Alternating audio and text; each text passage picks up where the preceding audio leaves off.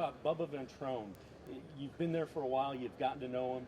What are the Browns getting in Bubba Ventrone? Well, he's a great guy, great personality, and he's a heck of a head coach, one of the best special team coaches in all of the NFL. I mean, I think it stems back to his playing days, right? He was a player in the NFL. He was a special teams ace, if you will. 4-year guy with the Browns, actually a captain on special teams a couple years there in Cleveland. So you're getting a guy with a high football acumen that gets the best out of his players on special teams.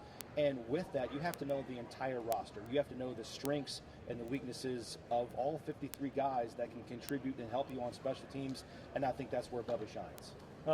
As far as intensity, personality, what's he like? We've heard there's a lot of energy and enthusiasm. Yeah, there's no doubt he's got a lot of energy. Again, I think that stems back to his former playing days.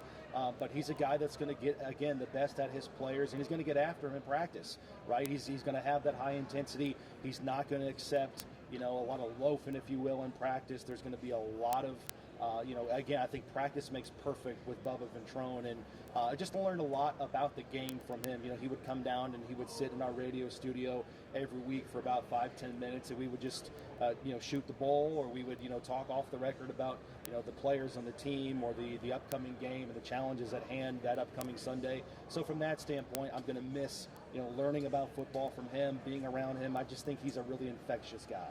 It sounds like you also think he's a guy that, could be starting to make that transition from special teams into head coach. Right. I mean, I think that's a natural move. I mean, some say, well, why would you leave Indianapolis where you've built up a nice reputation and you've done some good things? It's sort of a lateral move, and it is in a sense, but also, right, he gets that tag of assistant head coach under Kevin Stefanski. So it's one step closer for him. He's on the record talking about he has aspirations of being a head coach one day in the National Football League. So, it's a gradual step for him. But I think the biggest thing that the Colts are going to miss in Bubba Ventrone is that on special teams, those were game-changing plays. I mean, I could think of a handful of games in the last 4 or 5 years the Colts won because they were just flat-out better on special teams. You go back to the block punts. The Colts have 4 block punts for touchdowns since 2018 under Bubba Ventrone. So they changed the game, right? Those special teams plays weren't just opportunities for the fans to go to the bathroom or go to the concession stand. I mean, the Colts also scored 7 touchdowns on special teams since 2018, which I think is number 1 in the league, tied with New England in that span. So they changed the game. He gets the most out of his roster in terms of the players that he has on special teams, and I just think he's a budding star in this league. What about players? What do they say about him? How do they respond to him? Well, they really respond to him. And again, they know he played the game, and so there is that level of accountability that this guy knows what he's talking about. It's not just coach speak. He's been there. He's been in their shoes before.